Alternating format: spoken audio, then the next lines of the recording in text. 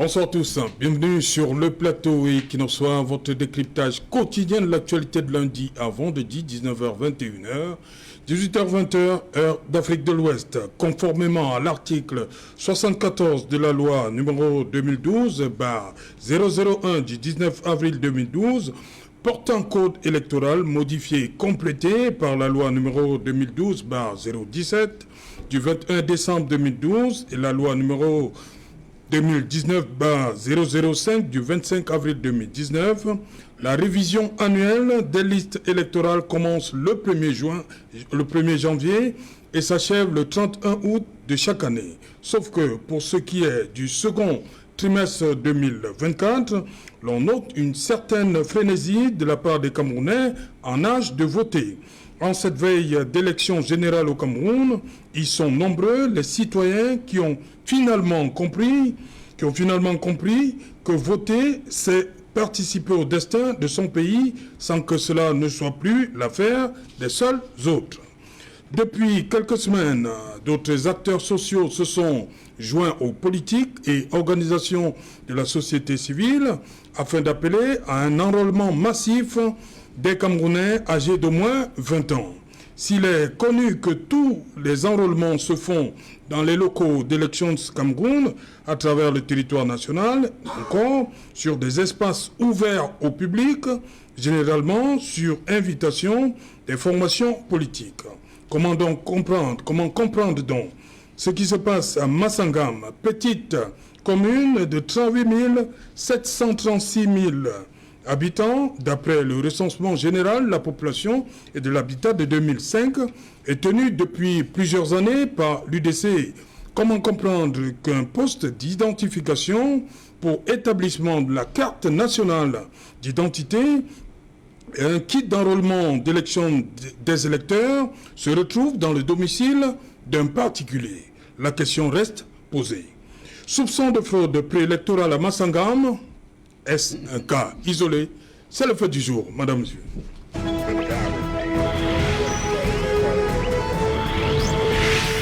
Pour en parler, nous avons du beau monde sur ce plateau. On va commencer par tout seigneur, tout honneur, l'honorable Samuel Mob, qui nous fait l'honneur d'être là ce soir. Honorable, bonsoir, bienvenue. Bonsoir, c'est Alain Otto. Merci pour l'accueil qui m'a été réservé. Je remplace comme ça au pied levé un camarade, Maître Biliga, qui est disponible. Voilà, merci. Merci, honorable. Merci. À côté de vous, Xavier Belémé, Anna, bonsoir. Oui, bonsoir, c'est Alain. Merci de l'invitation. Et je voudrais, avec votre permission, saluer un fan club Equinox, notamment c'est Alain Otto en Balmayo. Donc j'ai eu le plaisir tout récemment en passant un week-end là-bas de partager un moment avec ces fan clubs. Et donc notamment le ressort de ces fan clubs, Didier Anand, c'est moi qui me suis à ce moment avec tous ces membres. Voilà, bonsoir et merci. Et aussi bonsoir à tous les copanélistes et aussi surtout aux millions de téléspectateurs qui nous suivent à ce moment à travers le monde. Merci à côté de Balmayo. Manan Diwoum, good evening. Welcome. Thank you very much for having me, Mr. Otto. Good evening to my co-panelists and good evening to all the lovers of Equinox. Permit me to say that I want to pick from your from your intro when you talked about every Cameroonian who has finally discovered that the vote is the only way out. And tonight I'm on this platform as one of the members of the Coalition of Civil Society for Cameroon nationwide, because finally we discovered that politicians have refused to speak with one voice. We discovered that political parties have refused to come together, and we have decided to take upon ourselves to let every Cameroonian know that noise has not been able to take Mr. Biya out of Itodi. Noise and social media has not been able to. C'est pour le bruit. Guns have refused to take Mr. Biya out of Itodi. The only thing, as I talk tonight, this is my electoral card with me here. Yes, it is here. Every Cameroonian talking today should be showing proof that I have my electoral card from Elekam. This is the only thing that should permit any Cameroonian to speak. So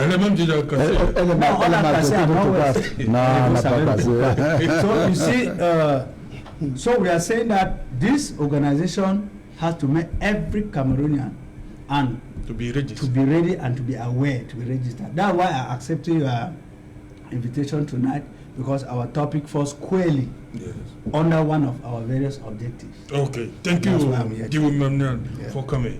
À côté de vous, Maître Joseph Tafo, bonsoir. Bonsoir Céjalin, bonsoir aux co-panélistes, ainsi qu'à vos nombreux téléspectateurs. Je vais envoyer un bonsoir très spécial à tout le peuple camerounais où qu'il se trouve. Déjà pour les féliciter de l'engouement qu'on observe s'agissant des inscriptions sur la liste électorale. On est d'autant plus heureux de comprendre, de constater que le message du changement dans la paix et par les urnes est en train de passer. Et malgré les manœuvres, on les exhorte de continuer à aller s'inscrire parce que c'est la meilleure arme pour changer un pays.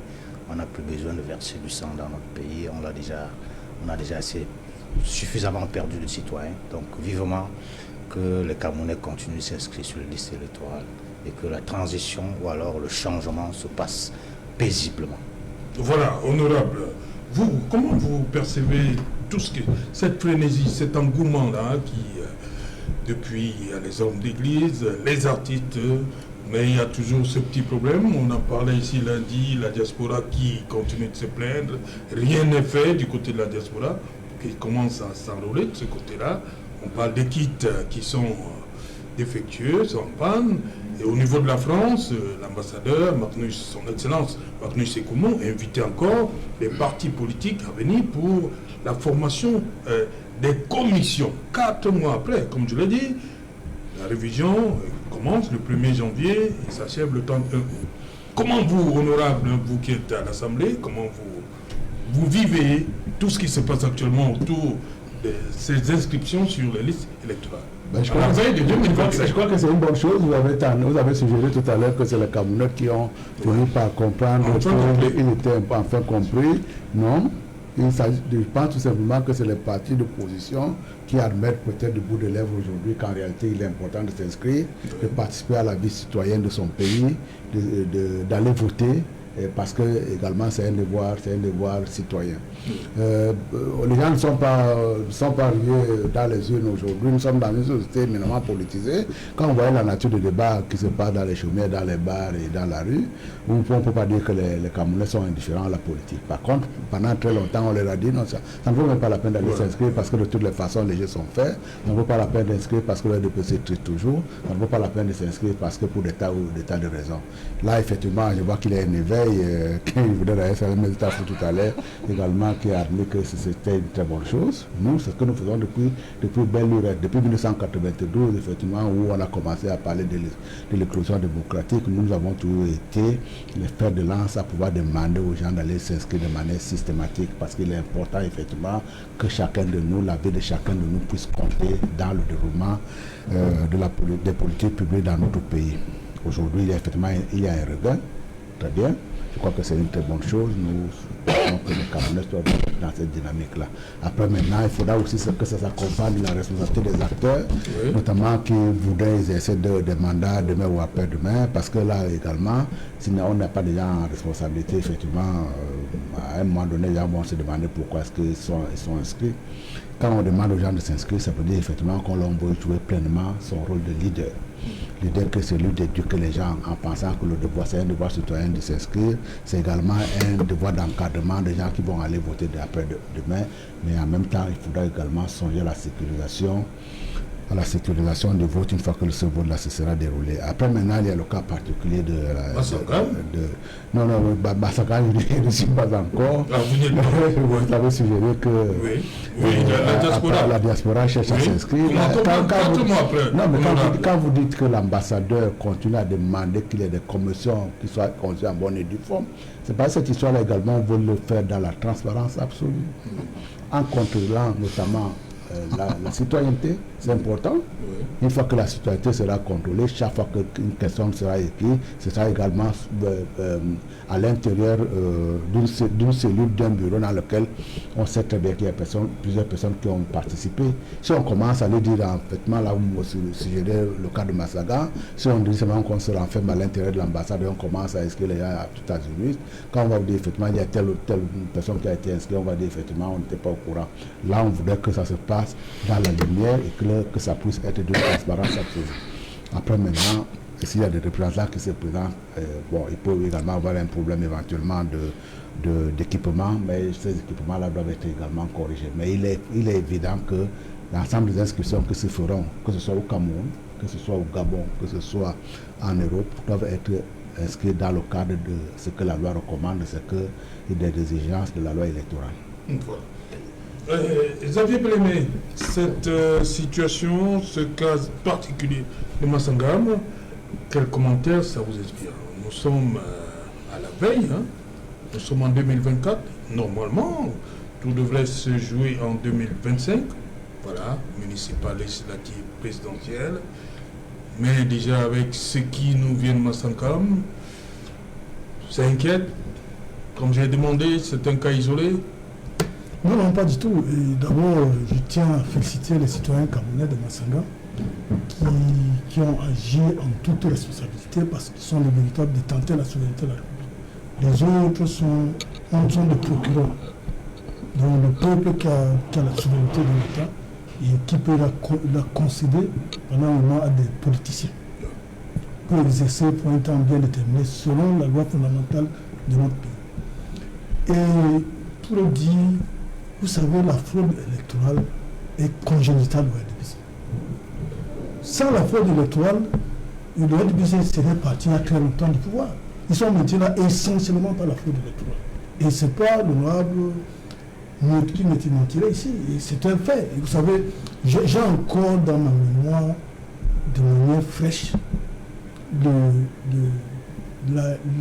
résultat rendu public par la Cour suprême en 1992. 92, autant pour moi. C'était en octobre 92, des résultats des présidentielles de la même année. Où le président de cette, parce qu'à l'époque, c'est la Cour suprême qui rendait public le résultat. Il avait énuméré toutes les fraudes électorales qui ont émaillé cette élection. À la fin, pendant Noël, il est encore vivant. Et les archives à la Cour suprême sont là. C'est un fait. Et le pauvre, à la fin, nous on croit qu'il va dire tout au moins dit que vu ce qui précède, ce qu'il vient de dire, tout au moins l'élection est annulée. Il dit, la loi m'autorise seulement de lire et non pas de s'assurer. Voilà donc, ce qui est incroyable. Donc, le RDPC qui nargue les gens, comme le noir qui est là, certainement va narguer les cabinets tout à l'heure, et j'apprécie que non, je sais comme ça. Non, je voudrais apprécier son c'est le débat républicain, restons. Ne prêtez pas les intentions. Je ne prête aucune intention, mais j'ai souvent eu l'honneur de partager le même plateau que lui précisément. Et que je connais souvent ses prises de position politique et que ce soit, ça a beaucoup évolué et j'apprécie son équipe. C'est ce qu'il me dit. Là, il est resté humble et il n'est pas allé dans... Xavier Pélémé, vous avez dit, le RDPC, comment l'opposition fait donc souvent pour gagner? C'est des batailles, nous dépensons des bouches d'énergie dans la mobilisation humaine. Et ainsi de suite. Donc vous faites allusion par exemple à Vouri-Est avec c'est une bataille terrible pour qu'on arrive à gagner. Même le non avec l'UDC. Pareil avec l'UDC. Comment ils font Comment l'honorable Nietzsche fait pour gagner à Vouri-Est? Comment l'UDC fait pour toujours gagner, on va le dire comme ça, dans le nom? Nous mobilisons des citoyens camerounais qui sont engagés. Je me souviens le premier mandat de l'honorable Nietzsche à Vouri-Est. Il a fallu qu'il fasse une déclaration très grave qui a même suscité une réunion d'urgence au niveau des services du gouverneur. Le gouverneur de l'époque avait convoqué parce qu'il avait déclaré la veille qu'un fraudeur attrapé était un fraudeur mort, qu'il a acheté les maquettes. Et quand il a fait cette déclaration, les fraudeurs ont reculé. Ceux qui avaient organisé la fraude ont dû reculer parce que ceux qui devaient aller frauder pour 5 000 fois ont voté 100 fois. n'ont pas pu se mobiliser pour le faire comme d'habitude. Oui. Donc ce qui s'est passé à Massanga est très grave. Ce n'est pas un cas isolé. C'est exactement de cette manière que l'UADPC organise la fraude électorale pour narguer les Camerounais plus tard que non, l'opposition ne fait rien. Et que nous avions gagné alors qu'ils n'ont jamais gagné l'élection dans ce pays. C'est un parti fraudeur. Et vous voyez donc, c'est qu'on devrait, vous voyez, ils sont protégés par les institutions là. On devrait arrêter ces gens. Comment peut-on aller organiser l'identification des Camerounais dans un domicile privé alors qu'on sait que l'identité, c'est on identifie les Camerounais dans un commissariat. C'est un poste régulièrement identifié. Et ça, c'est une clandestinité. On devait les arrêter. Le magistrat du département devait ouvrir une information judiciaire contre eux. Il devait répondre de leurs actes. Et les campagnes fait des inscriptions sur le ministère électoral.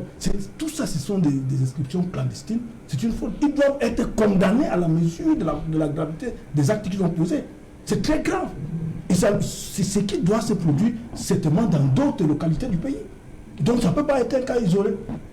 Et ils vont organiser des charters. Et d'après les informations que nous suivons dans les médias, on dit que c'est des gens qui sont venus d'ailleurs dans des charters, dans des cas, pour venir s'établir des cas identités, les deux se faire recenser sur les listes électorales. Et demain, ils vont dire qu'ils ont gagné. Et alors qu'ils n'ont que fraudé. Donc, c'est un parti de fraudeurs. Ils ont toujours fraudé. Ils ne vivent que grâce à la fraude. Et tout azimut, et à tous les strates de l'État. Ils n'ont fonctionné qu'ainsi. Ok. Emmanuel Diou. Yes. The Masangam case. What do you think about it? No, what's happened in Masangam? You know, for some time I've been saying that if Cameroon is failing and we needed to actually redress Cameroon, we should look at Cameroon in the hands of the elites, especially the political elites. The political elites of Cameroon are those people who have vowed to see Cameroon go down to the grave before all of them disappear. I beg to differ with your topic here. When you say isolé, it means that it's an isolated case. That's not the case, eh? What happens is that we can be thanking the people. Yeah, question mark. Yes, question mark. We can be thanking the people of Masangam, and I want to look at it from two hypotheses. The first hypothesis is that the people are aware and conscious that something is happening in the electoral code. That's one. The second hypothesis is that the CPDM elites are aware that maybe the people under the opposition are almost becoming aware that everything must be looked into in the direction of registration into the voters register. From these two hypotheses, we can draw conclusion that every Cameroonian needs to register, which is already a positive point, and that these people whom I will not cite their names, because I watched a report made by Equinox on this very case, and I saw people who have come out live on the cameras with the microphones to say exactly what happened and calling the names. And the shameful part of it is that those people who are cited are those people who are supposed to be the protectors of the laws of this country. And of course, they are caught in such shameful acts, which means that the case is not isolated. It is a sample that represents what CPDM does in a national territory. I think it will not be an exaggeration to say that in the previous years, notably 2018 and 2022 election, some people were of the opinion that Elekam had transferred from the official site to the bedrooms of some CPDM bigwigs in this country, which means from when you look from the quarter balances, you understand that these people were simply saying, instead of visiting Elekam in their offices, visit the CPDM elites and you get Elekam in their rooms, which means Elekam remains a stooge in the hands of the CPDM elite. So what happened in Masangam cannot be termed as an isolated case. It is something that for 42 years we must agree, if Cameroon has to forge ahead, whether CPDM, PSRN, SDF or whosoever, must agree that we have been living and eating fraud, electoral fraud. It is a culture. It is a culture that we have inherited even the youth have inherited from the elite, which were supposed to be the light of politics in Cameroon. They have become the darkness of politics in Cameroon. And because of that darkness, the youth continue to inherit this darkness. And I am afraid if something is not done, like we are calling on Cameroonians tonight, everybody needs to stand up. The only election we have in Cameroon now, we are telling, when we go to the field telling people to register and vote, they're asking you who counts the vote, because election belongs to the CBDM. Yes, but I want to tell you that there's another new version of election. That new version of election is the massive registration of Cameroonians. That's the new version of That's the election. new version of election. We are only counting on election as an official structure in the country. But this vote count shall be done by us, whether they like it or not. Because at this point in time, we are not going to permit to cry, to shout, to make noise that has failed to change anything. But we are simply saying that if the official election has been failing, let the new version of election emerge.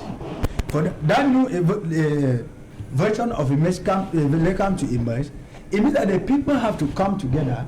They have to assist in casting their votes, they have to assist in counting their votes, and they have to assist in declaring their votes, which means in this kind of coalition that we have put in place, in all the national territory, we shall have representatives everywhere, where every vote count we shall take note of.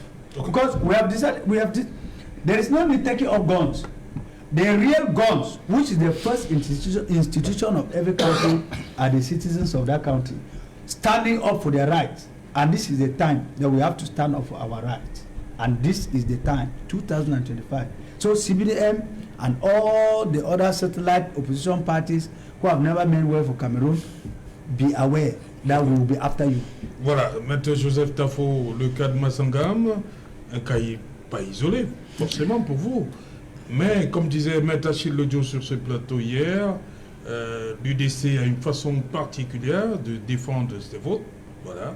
Et ce qui arrive de ce côté-là très souvent lors des législatives municipales, l'UDC a toujours arrivé en tête. Est-ce que le cas de Massangam, ça vous dit qu'il y a d'autres coins du Cameroun où ça se passe comme à Massangam? C'est pas... Mais pourquoi on ne dénonce pas? Disons que l'avènement des réseaux sociaux a beaucoup facilité les choses également, parce qu'il y a longtemps, on a eu des témoignages des bureaux de vote fictifs qui étaient créés un peu partout dans le Cameroun, mais on ne peut pas on ne pouvait pas mettre facilement sur la place publique. Penser que le cas de Massangam est un cas isolé, non, ça allait très vite en besoin. Et d'ailleurs que en face de nous, tous les jours, ce gouvernement, ou alors même Elecam, utilise des manœuvres de fraude préélectorale. Je vais vous en citer quelques-unes. Vous allez remarquer tout à l'heure que l'honorable a évité complètement de se prononcer sur ce cas parce qu'il est quand même très flagrant. Il est quand même... parce que la question ne m'a pas été posée. C'était une question intérieure. Voilà, mais je vais y répondre. Parce que c'est très ridicule. Il y a plein d'autres cas de fraude préélectorale que l'ECAM utilise. Dans votre propos liminaire tout à l'heure, vous avez parlé de la période du 1er janvier au 31 décembre, qui est 31 août autant pour moi, qui est réservé pour les inscriptions sur la liste électorale. Faisant référence à la diaspora, c'est maintenant que ça commence. L'honorable a dit que le temps de mettre les éléments sur pied, et ainsi de suite, voilà pourquoi ça prend du temps. Mais la loi prévoit que les commissions doivent se former au plus tard en décembre. Au plus tard en décembre. C'est-à-dire à condition qu'on ait des candidats, cela. Les partis légaux, c'est l'ECAM qui doit écrire au parti, comme le responsable l'ECAM l'a fait récemment à la diaspora, que les partis qui voudraient faire partie de la commission, des commissions, doivent se prononcer, doivent passer. Cette correspondance devrait arriver au plus tard. C'était la réponse à la pression de notre régional FCC et d'une ONG qu'on appelle United Cameroun, United quelque chose comme ça. Après tant de pression qu'il a donc écrit, ce sont autant de méthodes qui participent à la fraude préélectorale. Parce que déjà, voilà 4 mois qui sont passés, il n'en reste que 4. Est-ce que vous pensez qu'en 4 mois, on peut suffisamment inscrire des Camerounais de la diaspora qui, parfois, certains vont parcourir des kilomètres pour atteindre, pour arriver au point où il faut s'inscrire. Ça, c'est l'un des cas, par exemple. D'autres cas, c'est certaines méthodes de déstabilisation des adversaires. Je ne veux pas faire dans la langue de bois, par exemple. Ce que l'honorable Cabral Libye est en train de subir, c'est une méthode préélectorale, de fraude préélectorale. Parce que, définissons d'abord ce que c'est que la fraude électorale. Processus ayant pour objet d'influencer le résultat d'élection de manière à favoriser un résultat voulu. Et donc, quand les gens du RDPC veulent que M. Biya s'éternise au pouvoir, il faut utiliser toutes les méthodes possibles pour en amont, c'est-à-dire qu'avant d'arriver au jour des élections, décourager tous ceux, ou alors anéantir, affaiblir, fragiliser tous ceux qui peuvent être des concurrents sérieux. Ça, c'est une autre méthode. Il y a encore le code électoral. Quand il refuse de faire un code électoral consensuel, de manière à permettre à tout le monde d'aller à armes égales, c'est autant de méthodes préélectorales, de méthodes de fraude qu'il faut noter. Sinon, pourquoi refuser la mise sur pied d'un code électoral consensuel où tout le monde pourra se retrouver? Ça, c'est entre autres choses. Maintenant, elle est quand même devrait être mis sur pied de manière consensuelle, c'est-à-dire que par toutes les parties prenantes. Mais il se trouve qu'il n'y a que le gouvernement en place qui choisit ceux qui doivent arbitrer un match où lui fait partie. C'est-à-dire que le juge est parti. Ce sont des méthodes de fraude préélectorale. Il y a le Conseil constitutionnel. C'est le président de la République qui nomme les membres du Conseil constitutionnel. C'est-à-dire que l'arbitre qui est appelé à connaître de tous les contentieux électoraux. Ce sont des méthodes préélectorales. Donc ce qui se passe à Massanga, ce n'est qu'une partie visible de l'aspect, ce n'est qu'une des méthodes utilisées par ce gouvernement pour s'éterniser au pouvoir. Il ne faudrait pas qu'on prenne ça comme un miracle. Il y a également la difficulté que les citoyens ont à pouvoir s'inscrire. Je parlais ici en prenant l'exemple de mon village, de ma circonscription à Melon. C'est un village qui s'étend sur plusieurs kilomètres. D'un bout à l'autre, on peut se retrouver en train de faire 60 kilomètres. C'est dans le même arrondissement. Il n'y a qu'un seul poste. Vous allez me dire que quelqu'un qui habite peut-être à Mankwa, à Mbangem, à Mboissoum, et qui doit payer environ 7000 francs de transport pour arriver au centre-ville de Melon, s'inscrire. Il faut déjà qu'il ait cet argent. À supposer même qu'il est. Parfois, vous arrivez, il n'y a que deux kits. On vous dit qu'il n'y a pas suffisamment de personnel. On vous dit qu'il n'y a pas suffisamment, ou un kit est gâté, et puis vous allez retourner, basta, c'est fini. Ce sont des méthodes utilisées en amont, longtemps avant, pour empêcher aux Camerounais, aux citoyens de s'exprimer. Et c'est autant de méthodes qu'il faut décrire, qu'il faut dénoncer. Donc maintenant, si vous prenez l'article 96, vous avez votre code électoral là-bas, vous prenez l'article 96 en son alinéa 4. Les bureaux de vote doivent être dans les endroits publics. Les postes d'Elecam doivent être dans des endroits publics. Quand des gens vont installer des postes à des domiciles privés, comment est-ce qu'on entend ça, honorable? On ne comprend pas. Vous voyez que ce sont autant de méthodes que ce régime met sur pied pour déstabiliser le citoyen et même pour, je veux dire, fragiliser la démocratie. Donc on est quand même surpris de constater que les gens nous parlent de démocratie tous les jours, alors que les moyens les plus évidents qu'il faut mettre sur pied pour permettre la libre expression de cette démocratie ne le sont pas. Et c'est d'autant plus regrettable que... Mais il ne faudrait pas que les Camerounais pour autant se découragent. C'est pour ça que j'ai beaucoup apprécié la sortie de Maître Lejo hier, qui disait « Le Sénégal est très loin pour nous parler. À côté, il y a le Nord. Il y a le Nord qui nous parle depuis des années. Le département du... Ils ne font pas la magie là-bas. C'est-à-dire que ce que le Sénégal a fait récemment, le 25 mars, là, le Nord le fait depuis. On a également pris l'exemple sur l'honorable Nietzsche, dans le Vouri-Est, où le vote est systématiquement contrôlé, du début jusqu'à la fin. Et je voudrais rappeler quelque chose au Cameroun, dire quelque chose au Cameroun. Ça fait 40 ans que nous sommes dans la souffrance. Ça fait 40 ans que nous misérons. 42 ans. L'année est 365 jours, c'est jamais. Fois 42 ans, ça fait des milliers de jours. Et donc, si le jour des élections, le Camerounais se dit, j'ai déjà assez trimé pendant des milliers de jours, je préfère trimer encore ce dernier jour. Comme j'ai voté là, si je ne mange pas cette journée, peut-être que le restaurant ou la maison est loin. Si je ne bois pas de l'eau aujourd'hui, peut-être que la fontaine est loin et que je reste là pour une journée sur des milliers qu'on a perdu. Cette journée-là va vous payer. Et ce serait la journée ultime. Autant, donc je voudrais appeler les Camerounais à penser au nombre de jours déjà perdus. Pour ne pas se dire que le jour du vote, si on perd une journée, pour rester devant le bureau fictif, devant ce bureau, ce bureau de vote, contrôler, vérifier, surveiller et le défendre quand ce sera le cas, ce sera pas une perte. Ok. Le vote peut bien être analysé, mais... On a sur cette situation, Massangam, bureau des postes d'identification et ces kits qui se retrouvent dans un domicile privé, il y a cette sortie de la population pour dénoncer ces manœuvres.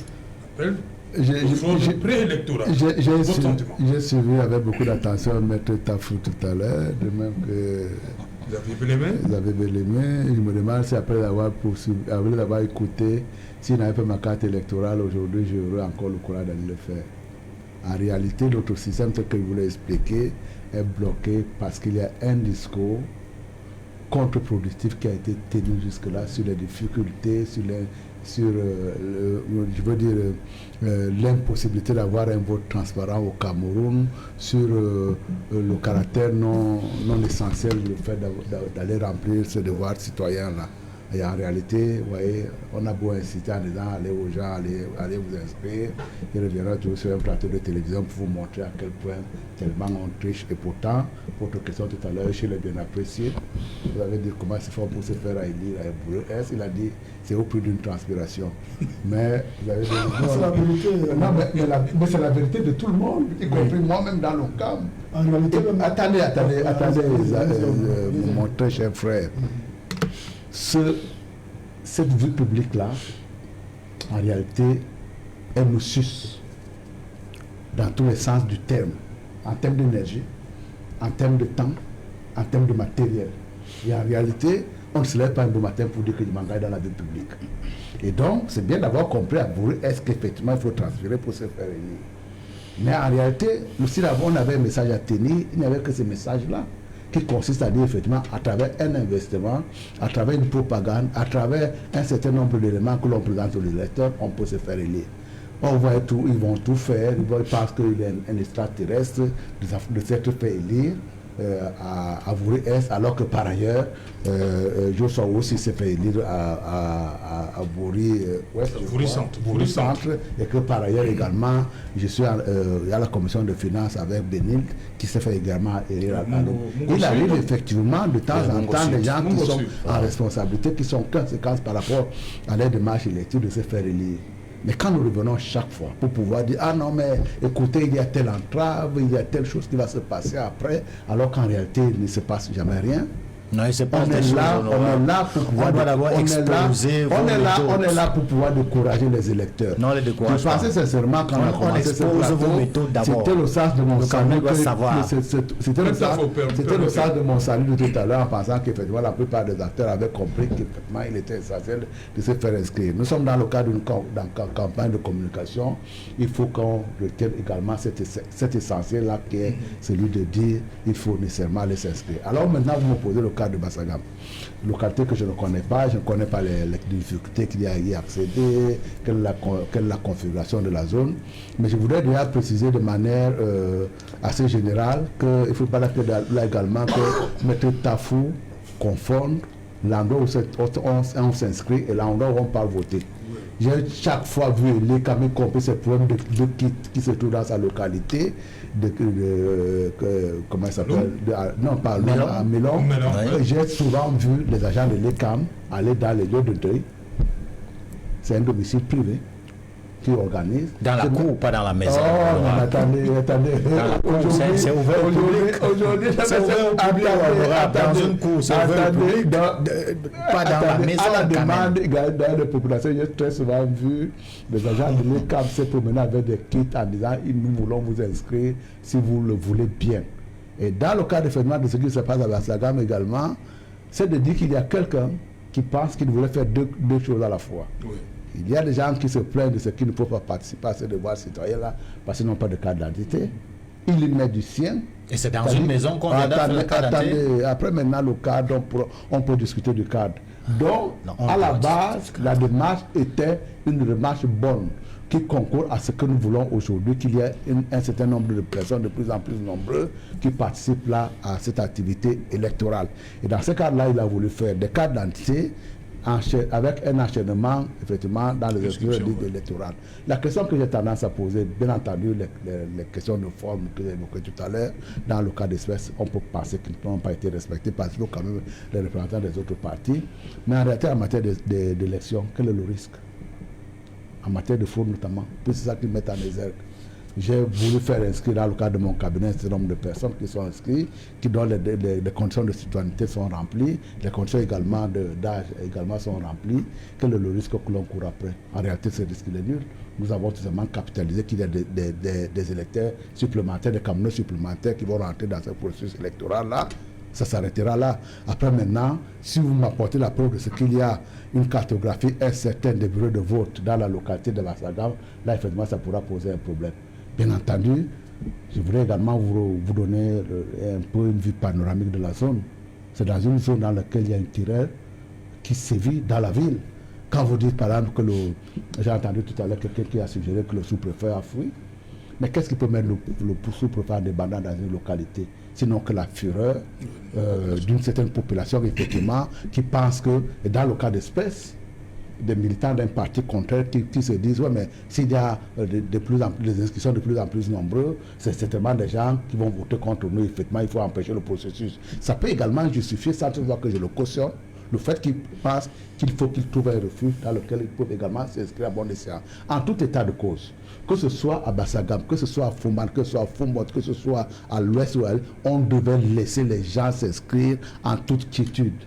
Et dans le cadre effectivement de ce que vous vous rappelez là, je crois que les gens peut-être ont commencé également, même si là également je continue à insister là-dessus, je ne cautionne pas la procédure, peut-être que les gens ont pensé effectivement qu'il fallait se mettre à l'abri pour que l'on ne puisse pas les déranger dans leur procédure d'inscription. Et dans ce cadre-là, on ne peut pas le tolérer. Autant vous pouvez condamner des formations certainement du système électoral que vous voulez refaire, lorsque l'occasion vous sera donnée, autant également vous devez dire les gens doivent s'inscrire en toutes les libertés sur les listes électorales. Et dans le cas de ce qui se passe à Bassagam, je crois qu'effectivement les gens ont voulu échapper à une contrainte.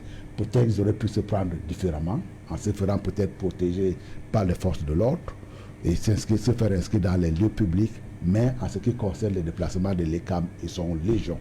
Chaque fois que nous avons organisé une manifestation privée quelque part, un deuil, un mariage, nous avons évité l'ECAM de venir. Et là également, la personne a pensé effectivement faire œuvre utile.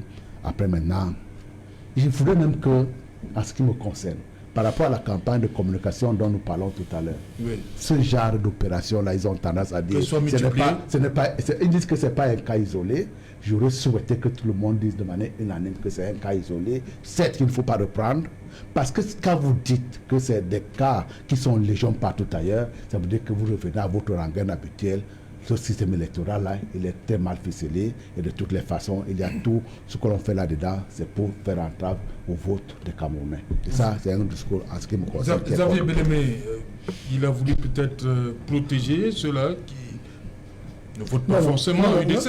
Non, je comprends l'honorable Note. Il nous invite à être complices d'une situation de fraude électorale, tous azimuts qu'ils ont toujours organisé.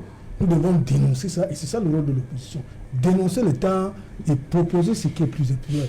Donc, monsieur Note, l'honorable Note, autant pour moi, excusez, ne veut pas venir ici nous faire la leçon de la politique. Ça fait pour la plupart d'entre nous, ça fait plus de 33 ans que nous faisons la politique. Nous savons ce qui s'est toujours passé et les Camerounais sont aguerris, ils sont bien formés pour ça. Et d'ailleurs, ils savent que leur seule véritable arme, c'est ça, c'est cette carte électorale. C'est ça l'arme dont le RDPC a peur. C'est ce que nous pensons tous. C'est cette arme que le RDPC a peur. Vous avez organisé des thématiques sur ce plateau à la radio, parlant de processus électoral qui est de 7 millions, qui n'a jamais traversé 3 500 000 francs de taux de participation. Mais on dit qu'on est 7 millions parce que c'est plombé. Alors quand on dénonce ça, justement, c'est parce qu'on doit rassurer les Camerounais qui ira voter en 2025 que son vote sera rassuré. Et aujourd'hui, Massagam devient un modèle dans notre pays. Il parle à tout le reste du Cameroun. Et c'est de ça donc que le Noamod a peur, qui est contagion entre Massagam et les autres membres de la communauté à travers le territoire national. Et ça sera honorable, que vous le voulez ou pas. Les Camerounais sont décidés que 2025, vous devez partir. Laissez le Cameroun, vous ne pouvez plus. Vous avez démonté en 42 ans votre incompétence à gérer ce pays et votre incurie managériale. Vous ne pouvez pas gérer le Cameroun pendant 42 ans. Le Cameroun est complètement à terre. Et pour revenir, Saint-Germain, un élu de l'opposition, comme l'honorable Jean-Michel Mitchell, député à l'Assemblée nationale, vaut minimum 100 députés RDPC. Et je le dis et vous le savez. Et le Cameroun le savent. Honorable, parce que pour arriver, la débauche que l'honorable Mitchell multiplie à VS peut donner à son parti au FCC demain plus de 100 députés. Et étant seul à l'Assemblée, c'est qu'il a pas comme travail. Il fait quoi à l'Assemblée? Mais il a le Vuvuzela, il a quoi d'autre? L'honorable Moko avait dit tout à l'heure, c'est d'être respectueux et courtois sur le plateau. Et l'honorable Moko est le premier à être courtois et nous apprécions ensemble avec des téléspectateurs. C'est courtois. Je dis donc que l'honorable Moko ne peut même pas lever le doigt quand même une phrase dans un projet de loi. Dans une phase qui trouve que la virgule qu'on a placée est mal placée, pour changer, il ne peut pas le faire. Je le dis devant lui ici.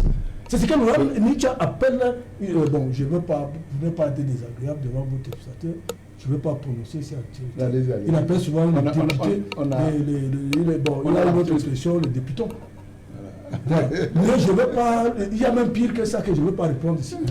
Donc, c'est des députés qui sont applaudissés. Honorable Mout est un député applaudissé à l'Assemblée nationale. Il parle autant qu'applaudit. Il ne peut jamais poser, donc voici qu'ils vous disent combien de questions orales il a posées à l'Assemblée nationale, qui mettent en difficulté le gouvernement, alors que son rôle en tant que parlementaire, il en a deux, constitutionnels. Un, le contrôle d'action gouvernementale, deux, voter les lois. Il connaît seulement voter de manière mécanique, mais il ne peut pas poser une question. Qui met en difficulté un membre du gouvernement, qui n'a jamais fait, depuis qu'il est à l'Assemblée nationale. Et il le sait. Donc, venir ici parler de l'honorable Mitchell comme vous êtes la terre, c'est très bien. Vous parlez de votre collègue, vous êtes la terre. Mais c'est incroyable. C'est bien. Il m'appelle depuis temps, donc il ne m'a pas plaint. Voilà. Je disais donc tantôt, voici ce que plusieurs maisons et encore 2004. Des millions de Camerounais s'inscrivent et je les encourage de le faire. Nous avions au moins actuellement le FCCA à travers le territoire 358 représentants dans les commissions diverses commissions de l'inscription sur l'ensemble du territoire, du nord au sud, à l'ouest. En quelques moins d'un an de reprise de son activité parce que le FCC existe, est créé depuis février 1992 à travers le parti qu'on appelle le RAP, l'Assemblement pour la patrie. Donc qui a changé de nom, qui a changé de l'Assemblement pour la patrie à FCC. Voilà. Emmanuel Dioum, cette situation de Massangam, peut-être que les autres, on le vit, vous dites que ce n'est pas un cas isolé. Pourquoi ils n'en parlent pas? Pourquoi ils ne se font pas? On ne les écoute pas comme ceux de Massangam. Pourquoi? Ils sont complices? Everything has a beginning. Oui. That is why I started by appreciating the people of Massangam. The people of Massangam are talking to the other divisions of the whole country, not only in the Noon division. You see, when there is time for change, there is nothing that stops change. It comes automatic. You know, 3 years ago, if you had asked me to go and register, I would have slapped you. told you that no, it cannot work. But now, I think we are canalizing our energy. Beaucoup sont contents. You understand? En début d'année même, si on vous demandait de vous inscrire. No, it's an idea. You see, somebody who is used Non, to... je dis 2024, début de l'année. Est-ce que ce I qui was vous so- anime aujourd'hui, I was surprised c'était you le that... même sentiment en janvier? No. No. I want to think What's that happened? from the period of February, Oui. this great mind, Dr. Ako, John Ako, came up with this idea that change is what is supposed to be constant. Okay. We're not supposed to stand for the same idea all along. Merci, merci, merci. On va continuer après le journal, c'est promis.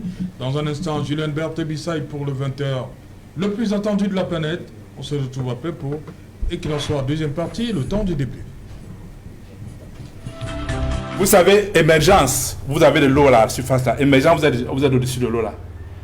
Et immergé, vous êtes dans l'eau. Lui dit que